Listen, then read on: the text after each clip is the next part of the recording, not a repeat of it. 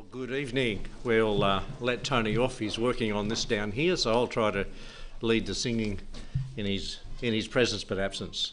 424 we'll start with tonight. 424, and we'll stand as we sing.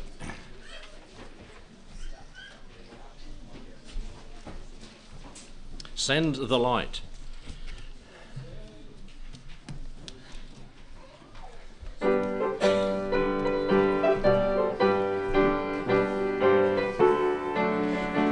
Stand as we sing.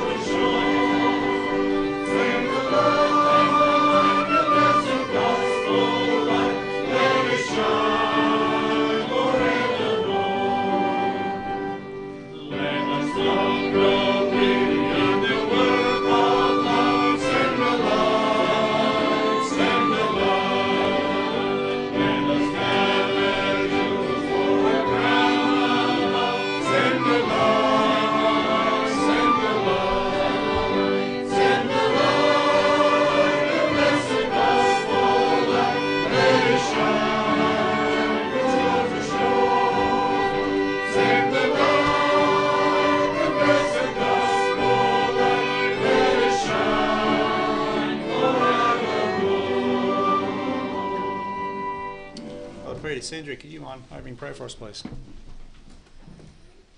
Yes, dear Heavenly Father, we thank you and praise you, Father, for the opportunity that we have to come here and sing praises unto you and to hear from your word. And dear Heavenly Father, we just commit tonight into your hands. We know that you know each of us individually. You know where we stand, whether we put our faith and trust in the Lord Jesus Christ or not. Father, we do just pray for our speaker that you would be with them and minister mightily to them and give them clarity of thought and clarity of speech, and that you've ministered to each one. And we just commit this time into your hands, and we ask these things in the name of the Lord Jesus Christ. Amen. Good evening and welcome to each one. Great to have the Holowaties with us this evening.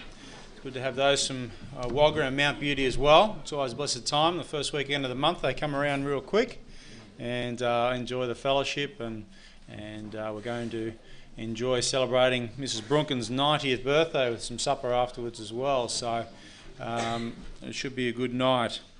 Another favourite? Well, 425, just across the way, Seeking the Lost.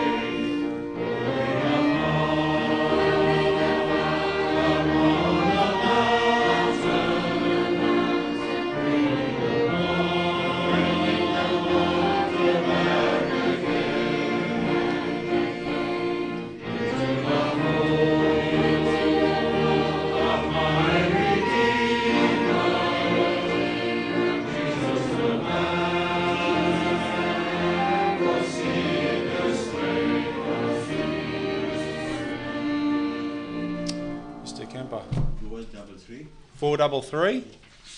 Over a few more pages. From Greenland's Icy Mountains. We'll sing the first, the third and the fourth.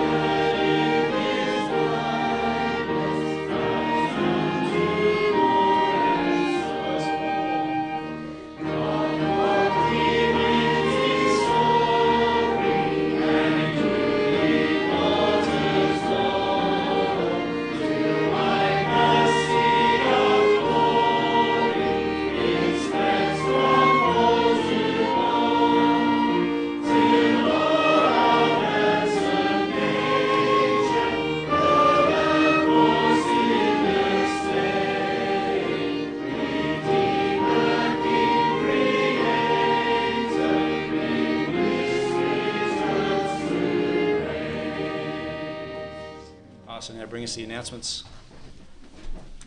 Thank you, Brother Tony, and welcome to the service this evening. And if you're visiting from Wagga, Albury, or Mount Beauty, or anywhere else like Argentina, welcome. Good to have Brother Alex and Sister Elizabeth with us tonight, and they'll be presenting the ministry there. And it's been some years, we're trying to work it out. Missed last time, so it's probably a minimum of 6, maybe 8 years. I can tell by the box hedge in our garden. You were here when we were putting it in. And it grows real slow and it's about that tall. But welcome, and may the Lord bless as the word is, the presentation is given and the word is shared by our brother. Good to catch up with them. Supper this evening, and we're celebrating Mrs. Brunken's birthday, hopefully. We're going to have a party anyway. No, we're going to have a supper afterward. Mr. Brunken, pray that they're on their way. We'll send a search party if they're any later, much later. So looking forward to that. Afterward, all are welcome to stay for that. And next Saturday, Andrew and Jessica's engagement at 5:30, and that's going to be many people here. I say a full house here, full church, with those folks coming. So that's 5:30, and looking forward to that. And they're coming together as officially engaged part. They already got the rings and it glistens from up here. And do be praying for the folk that we mentioned this morning and that are having operations over the next couple of months. And keep them before the Lord, and pray for those that aren't well, who are elderly. And I need to correct what I said, or maybe clarified a bit this morning. Jill and I are going away on the 15th of May and to the 2nd of June. So that's a couple of weeks there. We're taking a break and got visiting as well as local people ministering in our absence. And you can look forward to that change of pace and different voice and different sermons for that period. Young adult camp is being held on the 25th of July through to the 26th. That's it's a Thursday night through to a Saturday morning down at Crystal Creek. That's the announcements for now, and so we can get the ushers to come and collect the offering. Thank you.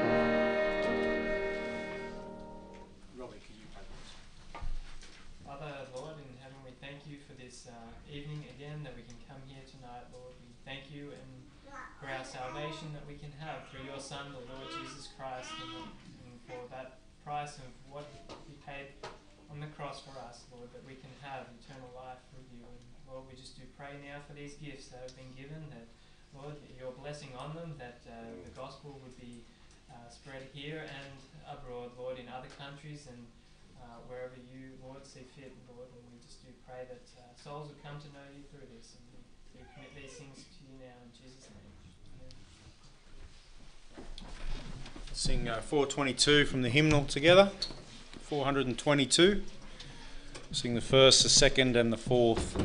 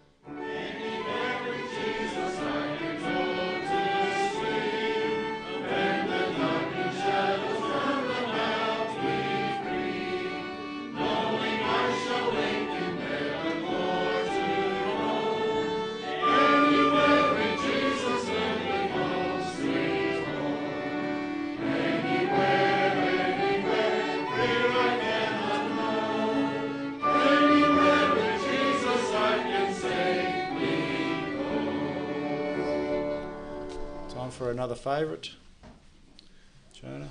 Oh, Noah. 408. 408. One of those. We'll stand to sing Loyalty to Christ. Make this one our last one. The pastor comes and introduces Brother Holowaty. First, the third, and the fourth.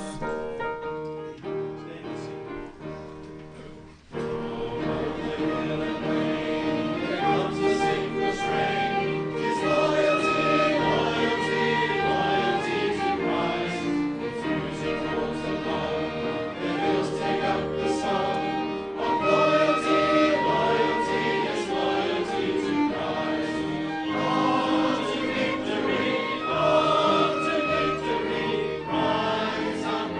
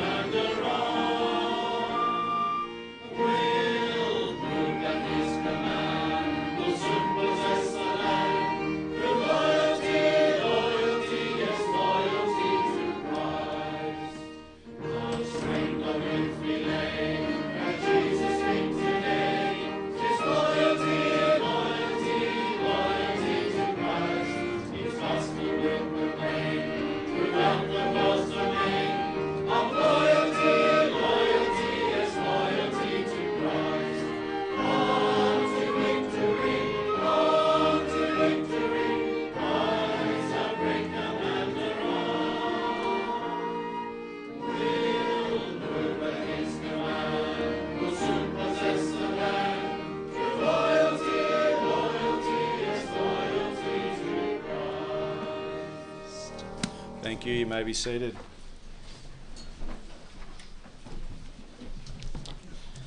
Thank you, Tony. Thank you, musicians. That's good.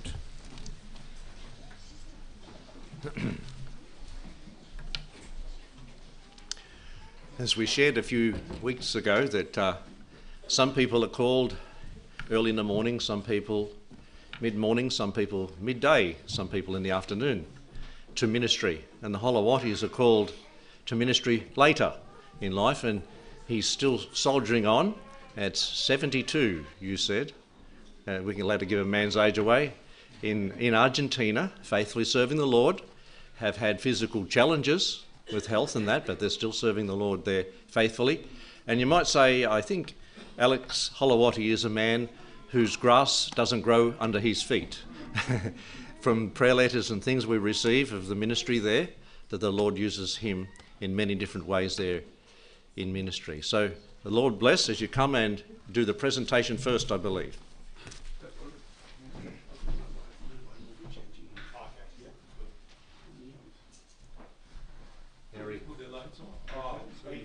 Yeah.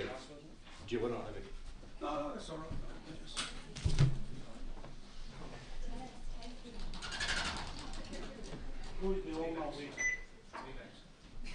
Can I use this as a pointer?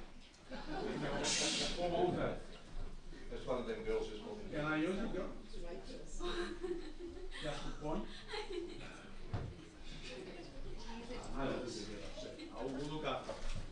Oh, okay.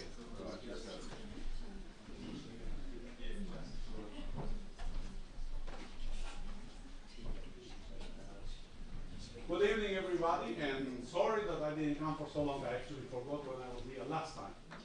And I told many times my wife, it is not right. They should support me, they pray for me, and I never go there. That's not right. But that's the way it goes. Most of the time we came, it was first her dad was dying, then her mom, and it's always somebody dying in the family. When we came for her father's sickness, he only was alive 12 days when we arrived. So we buried him, and I said, good, we can go back. My ticket was about 12 days after. And what happened? 12 days, I said, it's too long to wait. I better go and do a full checkup on my health. And they found that I had prostate cancer. Prostate cancer. I didn't know. I wanted to see. So instead of going 12 days after, I went 4 months after. I had to do radiation and all that sort of stuff. But thanks God, I'm cleared of that. God healed me, and I know the prayers of people, and I'm here serving. We left to this ministry in South America in March 2001. That's when we started in Paraguay. Right here, the small country Paraguay. Is that Paraguay? No, here. I don't even know where it's Paraguay. I remember when I told my wife that I'm from Argentina, when we just met, she asked me, which part of Spain is Argentina? Well, I said, you can put at least 20 Spain to make one Argentina. So it's impossible Argentina to fit all these countries in Spain. So anyway, we started in Paraguay in 2001 in a town called Villeta. Why did I went there? Well, it was very close to my brother's work. He was there for many years preaching to the radio station, and he always preached and explained prophecies. He was only on that, prophecies, end times. And people really like it. Not many people do that. Tell you, Pastor, prophecies, end times preaching, and when a person knows what he's talking about, you will have full house all the time. People like it. And he was doing that all the time. I was supposed to go to Ecuador. I was planning to go to Ecuador, and I was writing letters to the main office in Melbourne, the people that they were telling me how to do and all that. And then one day they sent me a little verse from NIV, and that's it. From NIV? So they're using NIV? I cut off. I straight away contacted him and told him if there is any need in Paraguay. And he said, my goodness, you're still asking that. You told me that in Australia you can hardly hand out 15 tracts in half an hour. Well, in here you will see it's all different. And only a fool will fish when fish doesn't bite, he said to me. And that opened my mind to go to Paraguay. We arrived there in March, start straight away working, go ahead. And we start working, that's a paddock where he owns, because the antenna is there, 130 meters tall. It's not an FM radio, it's an AM. So it's a very tall antenna. He got about 6 hectares of land. And there was a little house. He said, if you like that house, you want to live there? No rent will be charged. So of course he knew that I'm going to fix it, add another bedroom. Then he never paid me. So I live in that house. And we start collecting children, all outside under the trees, like that. We used to collect a lot of children, keep moving. And that is when we start building the church building. We planted in this 17 years that we are in the ministry, we planted 7 churches, 3 of them with the church building also. We put it on. So this is a church building. That's where we start having. We used to have up to 350 kids every Sunday afternoon. I will bring 15 young people from my brother's church to help me. You can't teach all these children by myself, and she never spoke Spanish at that stage. So I was doing all on my own, and they did help me. Next, please. And then that's how the church looks when you finish. Templo Bautista de la Iglesia Bíblica Missionera. Baptist Temple of the Biblical Missionary Church. Now, my brother took off the Baptist word. He doesn't use it, well, he doesn't use it all now. He's with the Lord. But he took that long time ago because the Baptists are so bad in South America. He said it's a shame to be called Baptist. So he just used to call himself Iglesia Biblical Missionary Church. Because we do Bible and we do mission. So that's what he said. But I put that because I got into big troubles here in Australia with some pastor. They called me in a corner there and they asked me, you know, the pastor asked me. I don't know if you ever heard that. Are you Baptist or what you are? So I don't know any John the Pentecostal. So John the Baptist, we came into the John the Baptist. But never mind. They wanted, I give them. Actually, what they read, there is no Baptist, it wasn't even my church. It was my brother's church where he planted. That's how many people used to come. That was the opening ceremony we have in 2003. In there, this man here that you can see his head shining, he is the helper, the best helper I have in Guarani language. I could never learn that language. And if you go to a rural area, no one speaks Spanish. They understand, but they won't speak. Only words. So he used to help me. And every afternoon we will have there in the open services, and he will take all the ladies with him, because men don't go. Church, religion is for kids and women. That's what the Paraguayan men do. So I hardly have any men, only ladies and children. So he will take all the ladies and preach to them. Now he's just standing there, I don't know what he's saying. And then on the end he said, all right, brother, ready to ask them to get saved. Well, I don't know what you said. Can you tell them? No, you do it. Okay. He said, you do it, just ask them to accept Christ now. It's ready. And it always worked. But he will not do that. He will ask me. So do pray for this brother Ramon. He was such a good helper. Next list. We have had to do hurry up because I'm showing our program is since 2002. Did you bring a pillow? Bahia Negra is right there when the Paraguay finishes on top, bordering Bolivia. When I told my brother that I'm going to Bahia Negra in my car, he was shocked. He said, please, when you get there, call me. So I know you got it. It's so bad to go there. But I went. 2,000 people only live in that town. And I went there because a school teacher asked me to come. He said, you have to come and give Gospels of John and tracts and all that. As soon as I got there, this lady, she's an Irish lady, and her daughters, her husband was not safe, he's not safe. I don't know what they're doing there. I presume that the man maybe was a criminal in Ireland and he ran away. There we have those people in there. But she was a good Christian and so her daughters. And she told me, well, you won't be able to just do anything because the Catholic priest runs the town. Oh, well, I'll start with him then. I went straight to the Catholic church. I went straight and he got a little chemist in his church. Everything is there. So I introduced myself. I never lie. I tell him the truth. My name is Alex Holowaty. I'm a missionary from Australia, and I come here to do some work. And he said to me, exactly what you going to do? Well, I said, I'm going to visit each house. Each household will get a Gospel of John and a tract how to get saved. I told him, and I will give you, so you will see what it is. As he took that, he said, I'll take this, but you take this. Oh, he gave me something good. I will burn it, there will be less left. So anyway, we exchanged. We talked a bit. He wasn't really happy. And then I said to him, you know what? I have a video. Would you like me to share with you? It's called the Catholic Church a church in crisis. And you maybe, because that's in English too. And all the priests and nuns that got saved, they give their testimony there. Why they left the Catholic Church. First he said no. And as I started walking, going out, he said, can you come tomorrow? I said, yes, I will.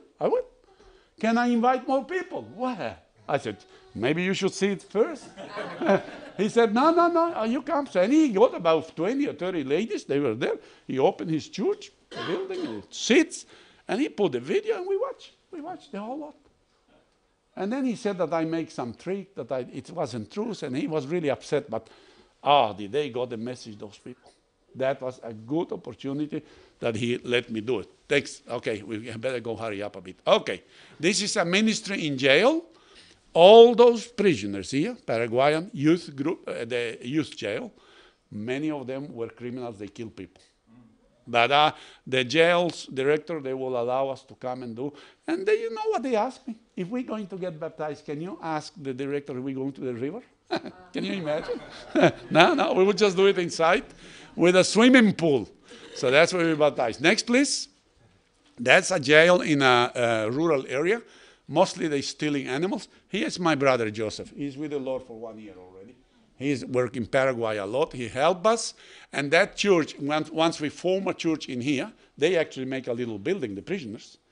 And my brother took over because I could not cope so much. We were going everywhere. And they used to send people to preach. We used to feed them every weekend, baptize. We have a lady that came to get baptized because her boyfriend is in jail. And he was getting baptized. And she got saved. She wants to get baptized too. So she comes from outside to get baptized in jail. And we have a good services in there. Next, please. Okay, this is a ladies' jail. Good Shepherd Jail. A good name. El Buen Pastor. Good Shepherd Jail. It's all ladies. Mostly Bolivians. They call the mules. They carrying drugs through Paraguay to Argentina and then going on. And if they manage to do that without getting caught, they have money for life. So that's the idea. They leave a little baby, 1 year old baby at home, and they do that. And they cop there 10 years. And that's not such thing like good behavior. You stay 10 years. So we have a good ministry in jail, and we also baptize them there in a swimming pool. That's Elizabeth there, and they are proud because they got baptized. Next, please. Okay, this is rural area in Puerto Obligado, still in Paraguay. Selena was the first lady I met, and that's her dad. He's completely blind. And we have a good group. We started in a home like that, doing services. But about 22 people get baptized in there and saved in that little rural area. So that's really good. Same place, and that's where Pastor Nathan Lloyd come and visit me. That's my pastor from Good Shepherd Baptist Church. He came to visit me twice, once to Paraguay and once to Argentina. And he really wanted to see the rural area, how I go about. So I brought him there. He's teaching, I'm translating. And Elizabeth's job was to take these kids because they annoy. When you preach to the adults, you want to ask them if they want to get saved, somebody will come, hey, mommy, that's interrupting. And I have no patience. I will get upset even in somebody else's house. So Elizabeth used to take them to a room, and she didn't speak any Spanish. They speak hardly any Spanish, just Guarani, but she was sort of a charismatic. They understand. Between English, Spanish, and Guarani, and it worked out. She's showing something. They all listening attentively. So she was a great help in that way. Next place, Mojon Grande, that's in Argentina. This man was attending the services in here. Then he left. Then we started again because the whole lot collapsed. We did Vacation Bible School for 2 weeks. We have big gathering of people coming. And then my nephew, Hector Holowaty, he's in Salta now. He took over the church. He was there 8 years. And still quite good going on. So do pray. This young boy here, he won him to the Lord when he was 9 years old. He's still there, faithfully going to church. So it works. Next, please. Okay, Maria Auxiliadora. Cannot be any more Catholic than that. A city called Maria Auxiliadora. Maria the Helper, whatever you call it. I don't know how to translate Auxiliadora. Now, when I mentioned to a Christian doctor that I am planning to go to this school to show videos and preach, he said, Alex, they will not let you in even in the car park. Wow. Did you ever lost or won a battle without going into it? You can't claim that you win or lost. So I said, no. So I went there one day to call them, to talk to them. And the gardener said, there is a little hole in there. You press that button, somebody will talk to you. Okay, from outside. A lady answered. I said, well, I'm a missionary from Australia. I came here to show videos for young students against abortion. They like that. Against abortion, against drugs and all that. And she didn't, she said, can you leave your phone number? Well, I said to myself, it's a way to tell him no. So I gave her phone number and left. 2 weeks after, she called me. She called me and she said, how much will you charge to do it? I said, I don't charge. Well, if I put 600 students in one big hall, will that be good and you can do that? I said, no. Maximum 60. I don't have the attention of children. And she said, but it will take you too long. I said, that's my job. So we spent there 3 or 4 weeks. My sister came from America to visit me, and she helped me because there is a girl pavilion that you can go there. It's only girls. So she took care of them. 39 girls accepted Christ, but they said, don't tell because they will throw us out of college. Yeah. Don't tell. It's all secret. They got the Bible, each one of them, and we preach. And there's nuns in there and priests, Catholic priests. They're all showing the new Gospel of John. Those Gospel of John, when all were printed in Ireland by Every Home Crusade, something like that. Irish people, they print Gospel of John in each language. And I mentioned to them, and they sent me a full container, over 1.5 million Gospel of John. We got rid of them quick. So that's, okay, next please. Now this chap, he definitely come to the wrong customer. He came to send me a saint, a virgin, la Virgen de cada coupé, 2. 1, 2. I was cutting the grass and Elizabeth said that somebody wants to buy something, wants to sell something to you. So I said, well, and I really got upset. And I said, well, how much you want it for them? Because if you will sell me cheap, I'll buy both and destroy in front of you. But he said it's 50,000 Guarani. Well, that was quite a lot. That's nearly 3 tanks of petrol. So I'm not going to waste. So I said to him, are you not ashamed doing that job? He said, excuse me, I have 7 kids. I have to eat. I sell and I make money. Well, I said, just wait here. I went home and I got a nice new Bible and I read to him Psalm 115. You don't know what he's saying there. You better read at home. It's the best for the idolaters. Psalm 115. I read to him. I explained to him. I give him a bit of bread and water and let him go. But that's it. Selling saints. They worshiping that. Okay, next please. Okay, this is Puerto Obligado. That's what we used to do every Saturday morning. Just in the banks of the Paraguay River. We used to get all these kids, poor kids, and then we bring them to church and baptize. There's a church in there, a Baptist church that I didn't want to do nothing with them, but I did use the temple and the baptistry. They allow me, and every time I do that, I have to preach for them. That's okay. But they are, you know, the women's conduct, and they have a women pastor. I have nothing to do with them. So that's the way, and Elizabeth used to teach them, and that's Puerto Obligado. Okay? Cresburg is another place where there is a big factory, over 5,000 people working, all the fruit processing. German people, they're all Germans. He got saved, and we started services in his house. Next, please. Encarnacion work, that's a big city opposite Posadas in Argentina. Big city. We started in a home like that, always starting in a home. Sometimes my home, sometimes any home. So we start. This man used to give us his house. And see his little daughters? Look at now. I baptized them when they were little. So I already told him, what are you going to do? Everybody's taller than you. What are you going to grow up? See, his wife is taller, the daughters are taller, and he's always small. But he loves the Lord, and you have to see how he preaches. He came to visit me, and I asked him to preach. He's working for the Lord hard. We've been in Encarnacion for a while. Next, please. Okay, then we got this church building. Baptist Slavic Church, Baptist. Oh, it was closed, abandoned. And a lady that lives opposite, I went to ask her if we can use, we will rent. I told her. She said, no, we don't rent. But, you know, we can give you under one condition. No hallelujahs, no amen, no screaming, no clapping. Well, I said, to happen that, I have to die. It will never happen. Never. Don't worry. And by the way, you know what happened in this church, now that I'm talking about? A man called me from Cordoba, 2,000 kilometers away. He was my friend. I used to stay in his house when I was doing military service in 1967.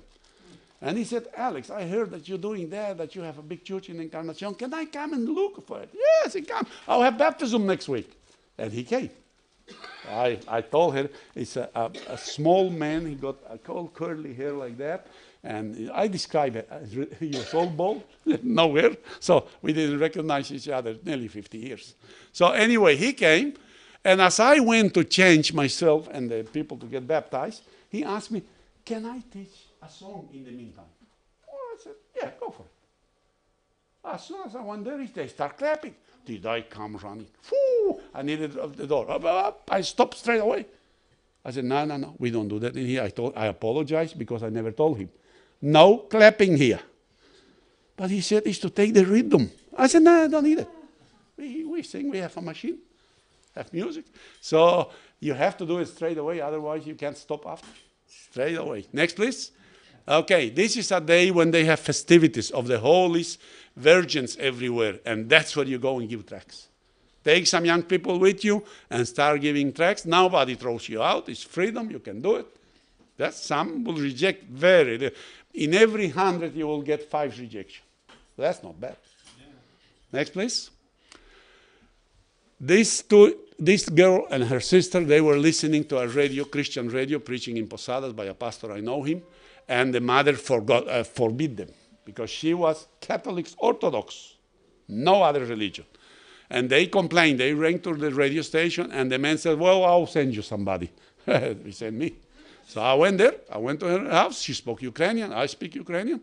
So I said, you're having some trouble with the radio station. Oh, yeah, she started telling me that the girl's starting to go some funny way, listening to something that we don't believe. We are Catholics. Oh, I said, that's bad. I said, how many times a month you go to the church? Because I know the Orthodox, they only go 2 or 3 times a year, unless somebody died in between. There is a funeral. Otherwise, it's always closed. And the church was only a few blocks away from her. I said, how often the church is open? Oh, the last time was about 3 months ago. And you are Christian. Yeah. I said, listen, did the priest ever told you how to get saved? No. So why are you going there for? I started witnessing to them. After 2 hours, they were all saved. All accepted Christ. I baptized them all, and there is a Ukrainian church in that place, Ukrainian Baptist church, and that's where they're going. So I don't have to open a new work in there. How do I know that she was saved, especially the old lady? Straight away after she got saved, she said, I got a nephew, I want you to come and witness to them. That's the best proof that a person is saved, when they start worrying about other people, especially relatives. She's here, she's sitting, the same lady. That's her nephew, her daughters. And they got saved. When we got to the point that I taught them about baptism, he said to me, I'm not going to get baptized until you build a church building that I'm going to give you the land. So next, please. We did that. We start building a church. Well, you maybe will say it is very ugly and small, but listen, I was building on my credit card. I was using my credit card for everything. And it's not so bad. You will see a bit later. That's his daughter getting baptized. Next, please. Okay. That's still Kravik when the old man got baptized, when we built you will see the temple a little bit later. She used to teach Spanish, my wife. She is a Spanish teacher. She speaks very good English, Portuguese, Italian, and Spanish. And she was teaching Elizabeth. One day she came to teach, and I took her daughter and the son and started witnessing to them. Just sat like that, and they stayed behind me, and they were really listening. And I didn't know that the mother was behind filming for about 15 minutes. They all both got saved. 4 months ago, I didn't see them for years now. They're in Brazil. He called me and he said, I sent a request to Radio America in Paraguay if they would allow me to translate a book that you give me to read. In Spanish, it's called Cortina de Humos. In English, it's Smokescreen. Did you read that book anytime? Jack Hyles' book, not Jack, Chick Tracks. They wrote that. Smokescreen, really good book. And he said, I want to translate in Portuguese and help people. Because I left even the church after I read that book. He was going to a church where a pastor was a lady. And that book tells you everything about it. So I said, no, don't ask permission anybody. You got my permission, go for it. 3 or 4 months after, he said, I'm already giving the books. He printed and everything. Young boy. He left the church. He can't find a good church. We have to pray for that.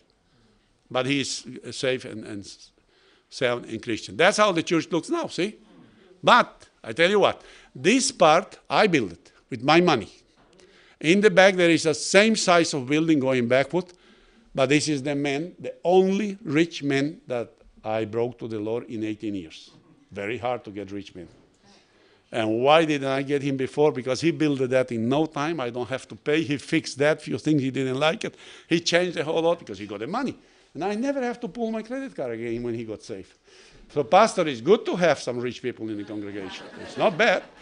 And he got saved. I baptized him. And that's how the church looks now. This photo is about 2 months old. When we left with Elizabeth, we have 35 people.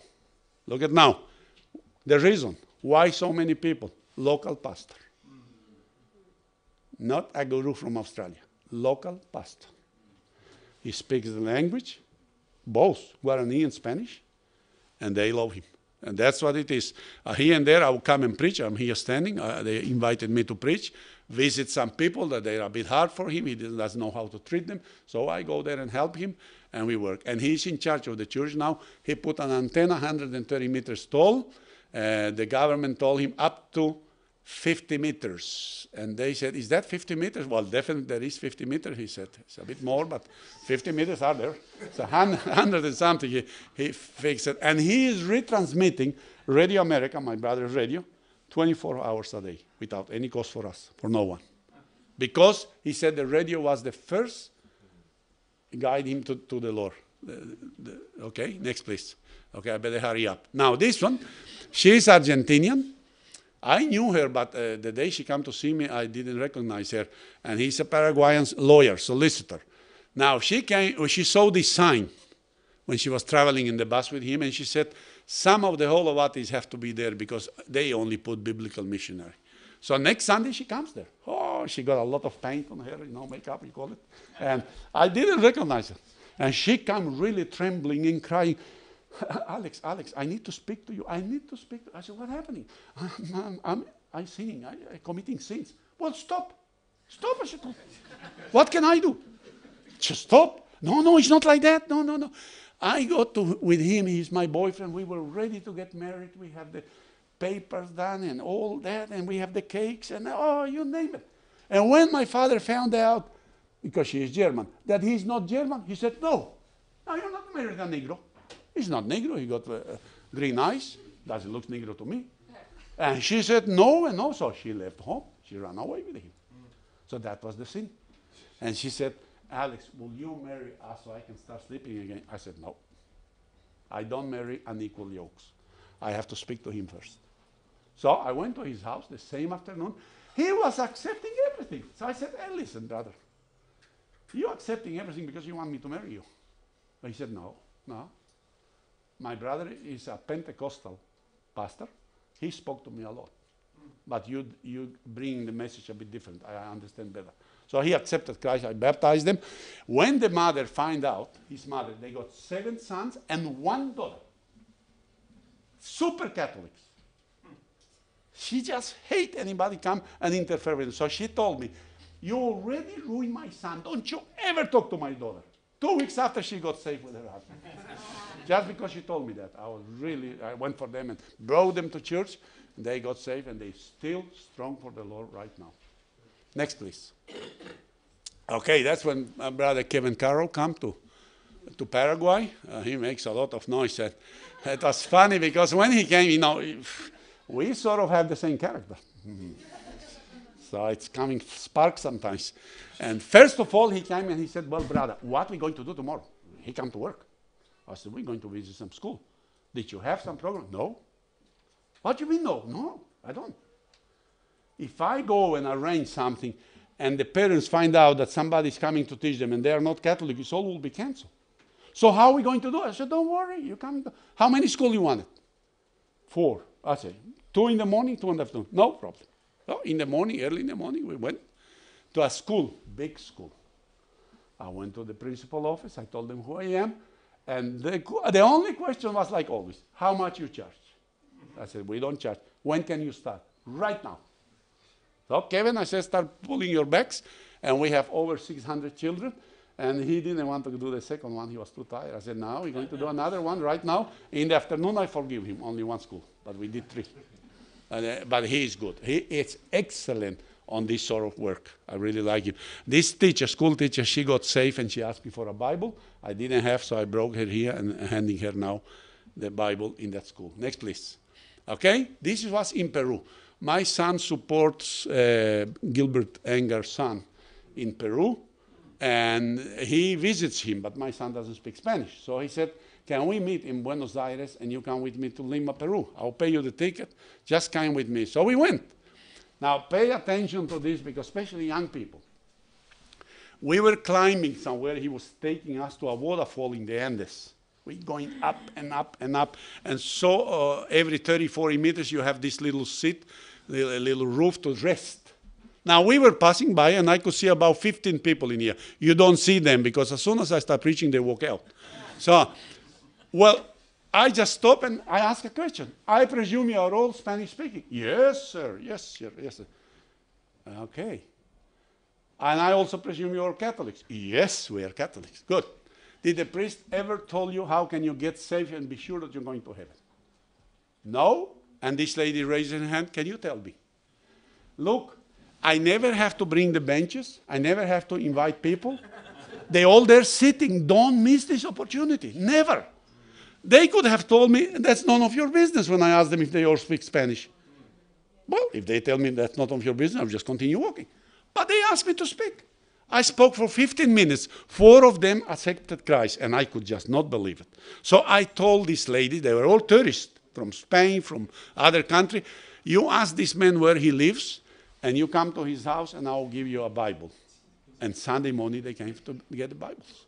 So that's show you. The chief Indians here, if you go to the Indians, you have to ask permission. You have to do a bit of shopping. They sell some stuff there, and then he will let you in, and you can go and give tracts. But you don't go without telling him. You have to ask permission. Next, please. Okay, then from there, we went to Salta. That's Paraguay. Now it's Salta. Salta is really on the northwest of Argentina. That's all the Andes Mountains down here. We were there in Salta for 3 years with Elizabeth. And we managed, being in Salta, form a church, and also all these different states, Catamarca, Santiago del Estero, La Rioja, San Juan, Chaco, Formosa, Jujuy. Every city we went to give Gospel of John's and tracts. Because my nephew used to be a salesperson, so he will tell me, I'm going to such and such city for three days. Oh, we're going together. And we worked there, so we managed to spread a lot of Gospel of John in that area. Adolfo Corbalan is an engineer. He's very good. We put an antenna and we start retransmitting in Salta, also Radio America, through the internet, and he helped us. But I can't get him to get saved. And if God doesn't help, I can't do it. He just reckoned by helping us, by being good, that's good enough. And he's still not safe, but he helps us and he collaborates in everything we want. We start in Salta, same like everywhere else, at home, having meetings at home like that, until we start renting some house. This is the priest. I think I showed you this before. I sent you. This is the priest. When I was giving tracts in Salta, city, capital, I spread a table there in the plaza, and I have close to 5,000 Gospel of John and tracts, so that will be a long day for me and Elizabeth. So this man came, and he got very furious with me. We look at each other, and we are about the same size, so we didn't went into fist. But he was really, really upset. He said, you can't do this in front of the Catholic Church. By the way, the tract was Our Roman Catholic Christian. That was one of the tracts that I was giving there. So I said to him, okay, I will walk out from here. I don't have to, but I will if you want it. Under one condition, that you go and tell the priest that I want to speak to him. So he went. He came back 15 minutes later. He said, no, the priest said, no, he doesn't want to see you. Well, I said, then I'm not going. I'm going to give tracts. I stood there until we finish. But somebody else told about me that I want to speak to a priest. And this priest called me. He is a Spanish from Spain, young man, 23 years old. He called me and he said, somebody told me you need to see a priest. Oh, I said, more than one. Where can we meet? And he said, well, how about McDonald's?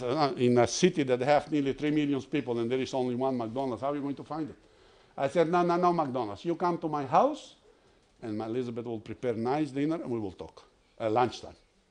But I never expected him to come like a raven. Never. Oh, like that. So all the neighbors were looking through the windows. What's happening? They knew that I was not a Catholic. I witnessed to the neighbors already. So he came like that. Okay. He said, well, I came here. And well, he was telling me father when he was talking to me. So I said, before we go any further, I'm not going to call you father because the Bible forbids me. So please give me your name. Francisco Jimenez. Okay, I'll call you Don Francisco. Don is with respect. With respect. I'll call you Don Francisco. He said, it's okay. So he said, I come here. You asked me to come. Yeah, I need you to tell me how can I know if I die today I'm going to heaven? I asked him. Well, he said, nobody can know for sure. But there is things that you can do. And I was sure, I make sure myself that I'm going to count how many things. He told me 14 things, among other things, that I have to do, and maybe we'll go to heaven. But the last one broke my attention. He said, and the last one was, you have to respect all religions. Oh, I knew what he said that. I knew it. Well, I said, yeah, that last one I'm interested in. You know what? I said, Don Francisco, I'm not even a religious man.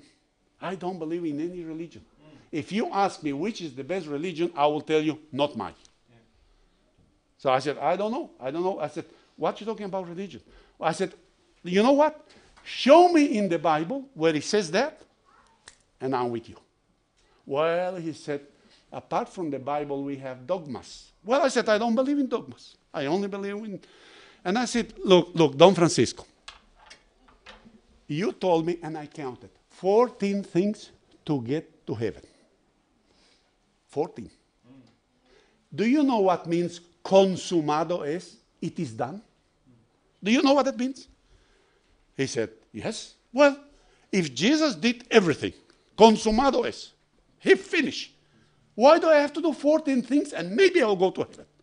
And then I start quoting him because we were in the table eating. I couldn't open the Bible by memory. First of all, John 5:24. 5:24. Can somebody read it quick? John 5:24, very clearly. I quoted that straight away to him by memory. And of course, he was. When you start quoting the Bible by memory, Catholics, priests especially, they will not talk anymore because they know you know the Bible. I quote him John 1:12. I quote him John 3:16. All those verses that talk about salvation and security of salvation. I went on and on with him. And I said, Don Francisco, I will be sincere with you. You look to be a smart man, young man, very respectful man, but you're going to hell. You're going to hell. Are you judging me? Yes, I am. I don't want you to go to hell. I am judging you. You're going to hell because you're an idolatrous. You worshipping. I don't know, we don't. We venerate. Well, I said, you are Spanish. In the Spanish dictionary, I read that venerate and worship is the same thing. Synonymous. And you are a Spanish man, you should know better than I do. I'm South American. So we spoke for a while. I said, look, Francisco, let's be serious. If you want to accept Christ, I know what can happen to you. First of all, you will lose the job, and maybe they will kill you. So I'll give you a place that you don't have to worry about. I already was thinking on my brother in Paraguay. I said, I'll take you away. I'll pay you the cost of going, but you have to accept Christ. Said, no, he was too scared. But he wasn't upset. So I still witnessed to him for about an hour more. Then we got him heaps of material. My brother sent me, and I sent even those book of martyrs, Foxes of Martyrs, even that book I give him. And a lot of testimonies of priests that they left the Catholic Church and the reason for it. I still visit him twice in his monastery. They were all like, it was scary to go there. They're all in black like that. About 15 of them I saw them. Scary. So I give him, and after a while he will not even respond to my email. So I presume they found out and they cut him off. But we're still praying for him. The word has been given to him. He knows. So do pray for him. It's very important that we, please, quick. Okay, that's we're giving just different places. Oh, stop, not that quick. Different places we're giving tracts. So that's my nephew and myself. We collected some idols in the road. That's actually, that idol is called Gauchito Hill. And you pray to that Gauchito Hill when you're planning a robbery. He is the protector of the robbers. because that's what he used to do, and they killed him. So now they make him saint of the robbers. So I used to just break them there where they are with the hammer and leave. The next day I come, they glue it up. So then I start taking them home, breaking them and putting in the garbage. In one day I collected 60 of them, taking home. That's with my nephew, and we're just having a fun there. They're all at home ready to be broken. So that's idolatry. Okay, this lady was traveling in the bus with me for 18 hours from Misiones to Jujuy. I witnessed to her. She gave me her address. I went to her house and that's her son. He also accepted Christ, and it's just incredible. That's man selling something. He told me off that day. I couldn't witness to him. He just told me off. He was so Catholic, so never mind. Police force, we're giving tracts to them. Next, please. Okay, this is a nice one. I have to tell you. That lady standing there. She was on her bed, nighttime, after she finished her study, on her cellular phone, listening Radio America. And my brother was preaching against idols. Her father has an idol that has been passed from family to family over 300 years old. She, in the middle of the night, she went and destroyed. Broke all in pieces. I didn't have to do it. She did it. And then in the morning, she told her father what she did. He nearly collapsed, nearly got a heart attack. But now they're all safe. They're all believers. She went to Bible college in Tucumán for a while, and they serving the Lord. That's what we used to use as a pulpit to put the Bible when we were preaching. Next, please. Okay, church in Salta. That's the Salta church now. My nephew, Hector, he took over. He's the preacher there. We did never abandon. We put a local preacher, Argentinian. Next, please. Okay, this is from Salta. We came back to Puerto Rico, Misiones. Same province that we were now. Misiones, bordering Paraguay. We started the services at home, and when you have so many people, and a lot of children never saw flashing toilets, and they go there and flash the toilets all the time. It's funny. And some got very sticky hands, and something glue it, and they just go with them. So we decided we have to start moving and get some place to rent. So we rented, next plan, here, we rented a hall to start continuing the service. This is the two deacons that I used to have, 1 and 2. They were baptized. Oh, over there. That one, they are brothers.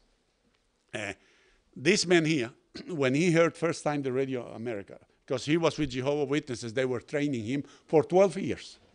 And the day came when they told him, well, Virgilio, it's time to get baptized and start walking with us. And he said, how do I know that you are the real one? They really got upset. After 12 years, they kicked him out. So then he started listening to the Radio America.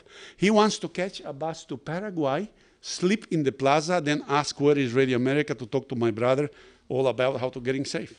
Then he heard that through the radio that I was coming from Salta to take over. He waited, and he got baptized. All his family is Christian. That's his brother.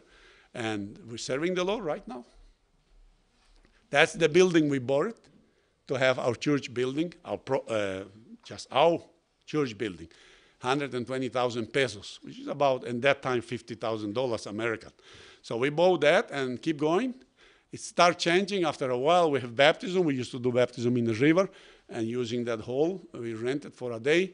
And that preaching in the police station, a police station in the town of Puerto Rico, every Friday afternoon, I used to go and preach to the prisoners. Something happened there also. I'm just telling you in case sometimes you feel like, I'll do it next time. Nearly every week there will be a new prisoner. That prison was only temporary. And from then, after the court case, it goes to jail. So at one Friday, a young boy was there. And I said to myself, I just thought like that, I will leave them for next time. And I continued teaching. But then before I left, I just asked him, are you here new? Yeah, I came today. Oh, okay. Are you safe? No, I'm not safe. So you're going to hell? Yes. He was really sincere. Well, I said, would you like to get saved? And he said, yes. And he started crying. So I started witnessing to him. I witnessed to him, and he was for a minor thing there. So the same night, they let him go. But he got saved. I promised him to bring him the Bible next day. The following morning, some drugs business that wasn't really well, they killed him. Imagine if I would have left for the next Friday. See? You don't leave it. If you have an opportunity, go for it. Next, please. Okay. Young Bible study at home, that we used to have Bible study at home, especially new believers. I will train them at home all the time. Next, please. Okay, Aquino. He used to be in a charismatic church, tongue speakers, his wife too, until they started listening to the Radio America. Yeah. And he went and told his dad, I don't believe in tongue speaking anymore. So his dad threw him out from home. About a pastor. His dad was a pastor. He threw him home because he changed religion. And he told him straight away, you must be listening Jose Holowaty. Yes, he said, yes. Well, that's it. Go. So he left, and we opened a church in El Dorado. I helped him for 1.5 years. Now he's running a church, proper church running there. And this man is helping him. He also got saved. We trained him. Next, please. And that's the El Dorado. That's a photo just recently taken in El Dorado, and Pastor Aquino is teaching there, local. This man, we went to Tarahumara here with Elizabeth for 2.5 years, every Friday to teach people there. They were all sort of bushy people. They won't come to town. They have no money. You have to pay them to come, and then you give them money. They don't come. So anyway, you think sometimes you're just wasting your time. But from all them, this man became a good Christian people, and now he's a missionary in Bolivia. Some American took him with him, and you have to see how he preaches. Incredible. So just for him, for his sake, it's worth it, that time that we spend there. Okay, so the service in Monte Carlo, another place that we used to have services at home. Next, please. We have to go quicker. Jardín America, that lady, she used to collect a lot of people, but she will not preach if there is a man. So she used to call me. But I don't have to do nothing. I don't have to bring people. She will collect those people, and we will just have a nice service in a house or in a paddock. Next, please. Okay, this is Tucumán Bible College, Pastor Owen, a fundamental Baptist college. He's American, and then that's where they prepare workers for the Lord. Those people I brought from Missionary to that college. They were there studying also. Next, please. Okay, this is the Indians. We work with the Indians a lot every Saturday, but you have to always ask the chief. Look, he's drunk anyway. You have to ask the chief permission to get in. Victor Gonzalez is a good preacher. He speaks good Guarani, and he worked a lot with us, helping with the Indians. They don't speak Spanish very well. Next, please. This is nice. Victor Gonzalez, the same man. He's supposed to baptize some Indians in another place, not the one that I just showed you before. Now, the husbands of those ladies that got saved and want to get baptized, they threaten the wife and they threaten the preacher. We will throw something at you if you baptize my wife. So the chief told him, get yourself a white man to be next to you, and they won't do nothing, because that's witchcraft. So which white man he got?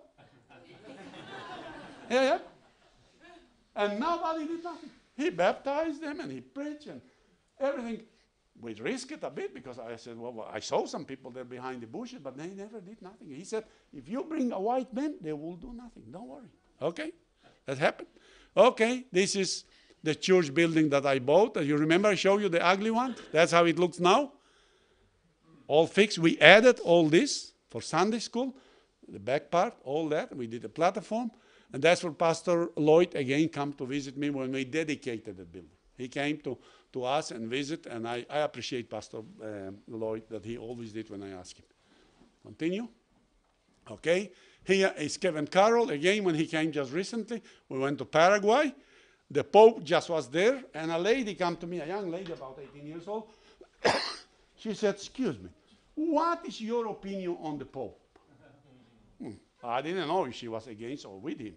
I said, well, the Pope is just like you and me. Lost sinner, if he doesn't accept Christ, he goes to hell. Yeah. That's what I told her. We don't like him. He came here. We spent millions on him. And good. So she was against him. I didn't know in the beginning. So I said, now let's don't talk about it. We just have this big meeting with the schools, and that's Kevin Carroll speaking, and I am translating. Next, please. Okay. Jorge. There's two brothers in there. This one is the one in the middle. Now, when he got saved, he was really Catholic. And he heard the radio station, and he started spying who we are. He said, I saw you, Alex, many times behind the pulpit in my motorbike looking from outside. Wow. They are so scary because he was such a Catholic coming to our church.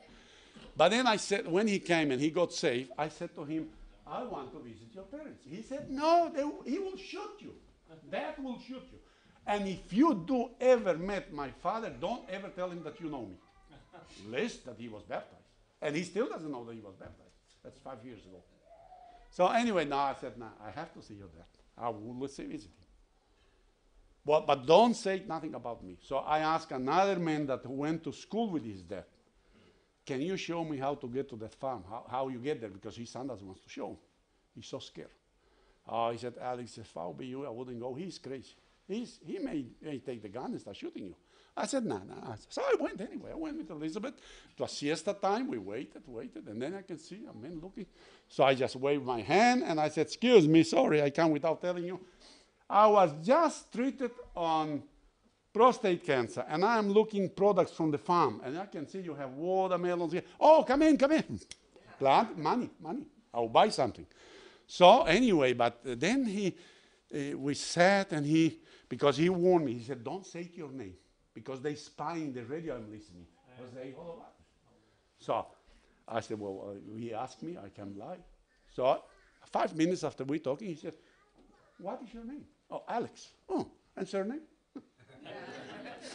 Holowaty. But not those Holowaty I mentioned at the We are not even related to them. I just took him out of the way.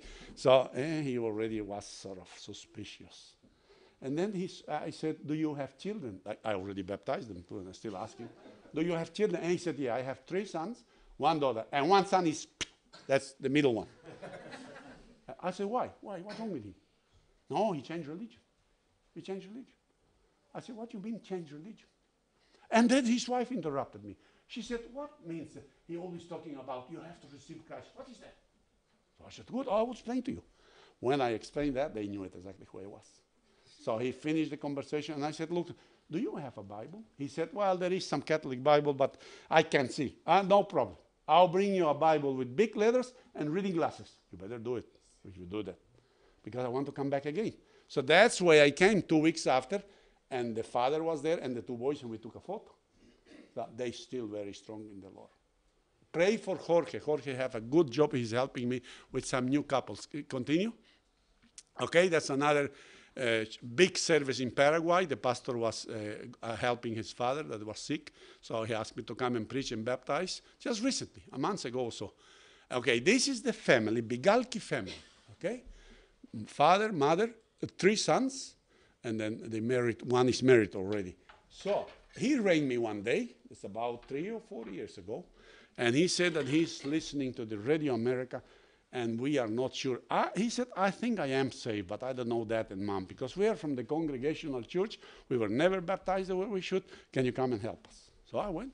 It's also in the farm, and I know Congregational Lutherans, you mention baptism, it's like throwing fire. They get upset. So I spoke to them. They all were safe. I was sure. So then I said to myself, well, I'm going to ask about baptism. What will happen? I said, will you have any problem to get baptized? And the lady said, of course not. Oh, good. He didn't have a chance, the old man telling me that. The lady, sometimes I beg the ladies. They're really good. Of course, yes. If we have to get baptized, we will get baptized. So I baptized them all.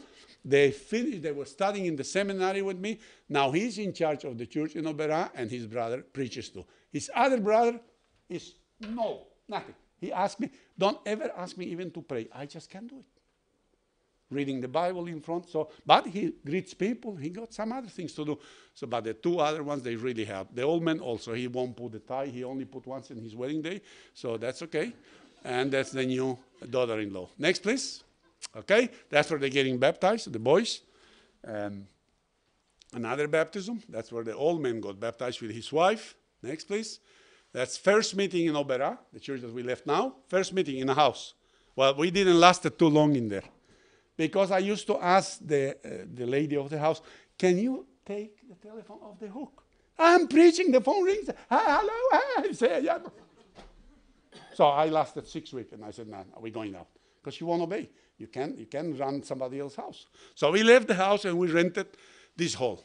We rented this hall, bought some chairs, and this is my students that I'm preparing to take over the church. They did already, and we have that's a lady baptized there. Next, please. There's one more. Yeah, that lady that I told you, she's there with the father and mother. They are Ukrainian, Catholic, Orthodox.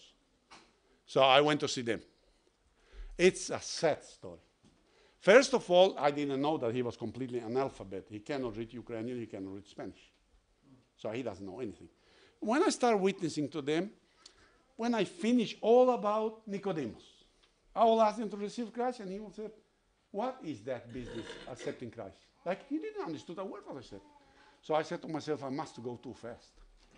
So then I went to the eunuch. I used all the people in somebody they got saved in the Bible, all of them.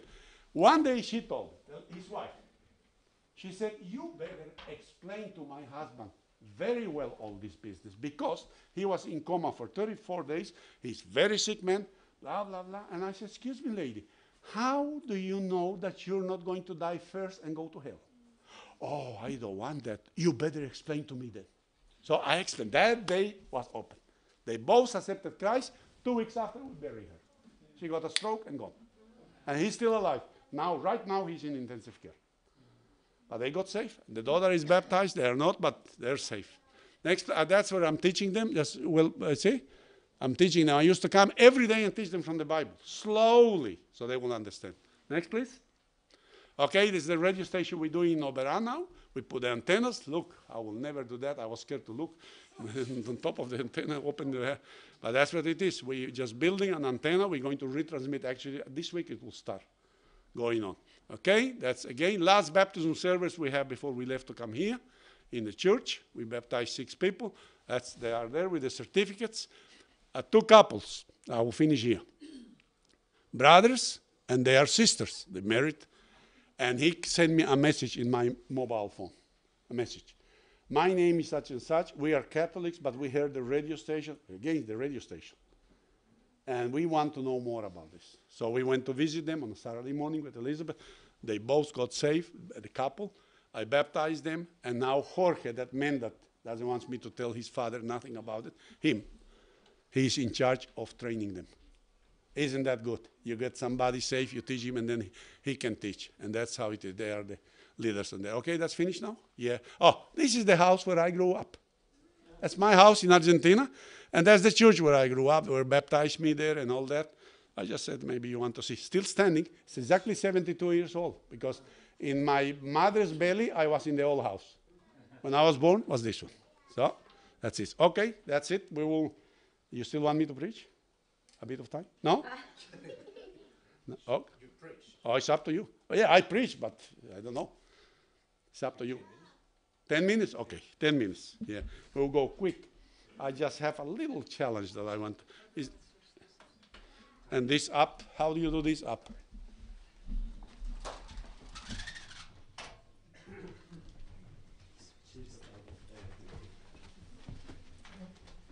Go with me to Isaiah 55. Isaiah chapter 55.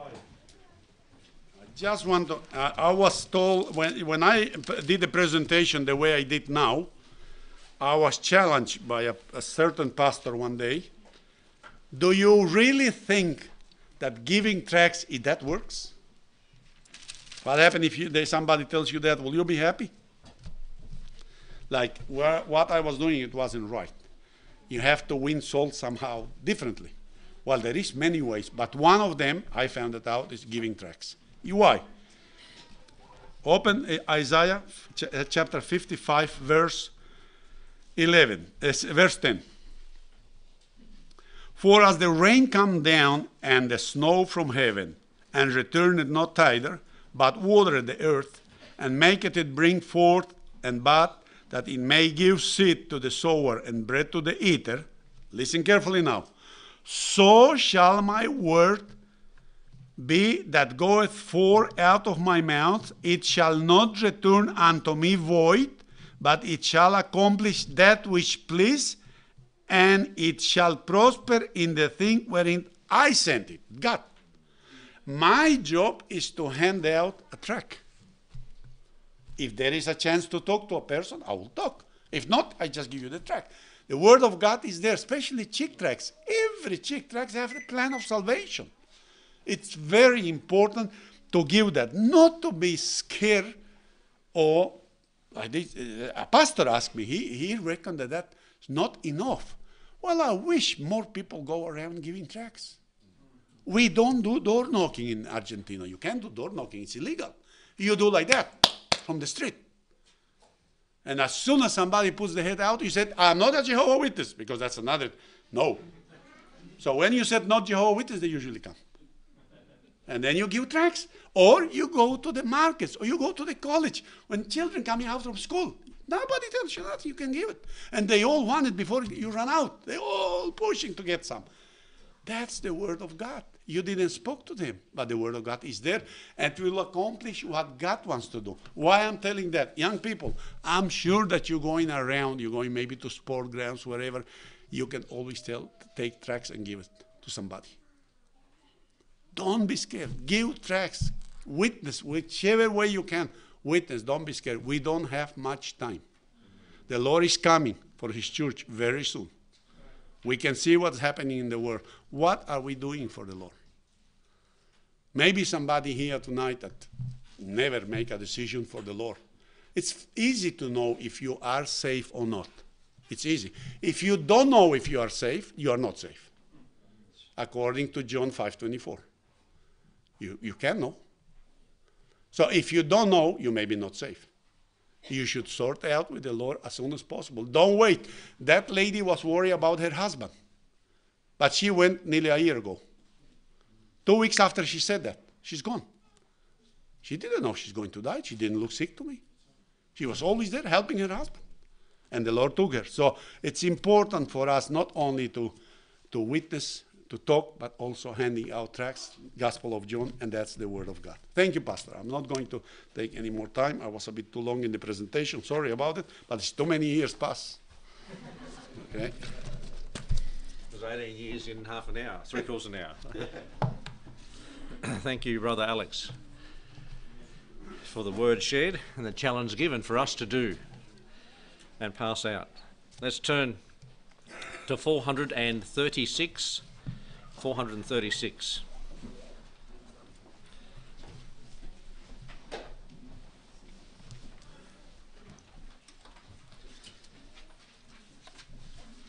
Let's have that challenge to our hearts of sharing the word, giving the gospel out. And I think that's really come through loud and clear as the ministry there our brothers and sister have been involved with.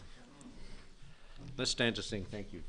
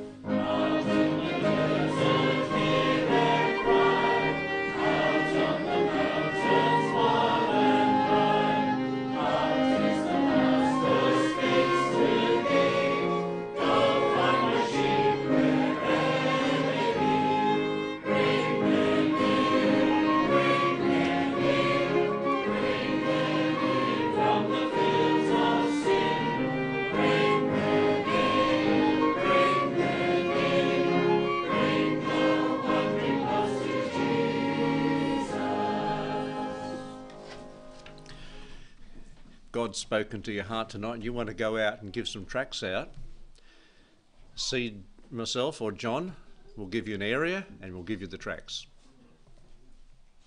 And there's probably about 8,000 left to go to do the track we've got presently. And in Wagga, you've just got them tracts. 20,000. So that's about the whole city plus Wagga. So ask your pastor there. And they'll give you an area and they'll give you some tracts. Go out and give the word of God out. If you don't sow the seed, you won't get a harvest. So let's do that. Brother Talbot, could you close in prayer, please? Our gracious Lord and Heavenly Father, it is good for us to hear of different things that are happening in other parts of your great creation. And Lord, we do thank you and praise you for the work that is being done in Argentina and has been done in Paraguay. Lord, we do pray for continued blessings at that work there. But Lord, I pray that you would help us to take the challenge tonight. Father, the encouragement that we've received from seeing the work there. And Lord, that we would put into practice in our lives, in this corner of our vineyard, our responsibility to reach the people that are around us. So, loving God, Heavenly Father, we do pray for blessings upon the tracts that still need to be distributed down here in Lavington. We thank you and praise you for the example that they have shown also. And Lord, we do pray for the tracts that need to go out in Wagga. Lord, we do pray that you would use your word on those tracts. Yes. We pray, Holy God, that you would use them to convict people of sin and their need of salvation in Jesus Christ. Father, we pray that you would do a mighty work in Albury and Wodonga and Lord, in Wagga. Lord, we pray that you would lead us to those people that are seeking truth and seeking the gospel of Jesus Christ. Lord, we pray for those that are wrapped up in religion. Lord, we pray that you would bring them out, that they might be saved. Father, we do thank you and praise you for this time of fellowship we have. We thank you and praise you for the food that we are about to receive. And Lord God, Heavenly Father, we do pray for safety on our return home journeys, Lord, whether they be near or far. And Father, we pray this in Jesus' most precious and worthy name. Amen.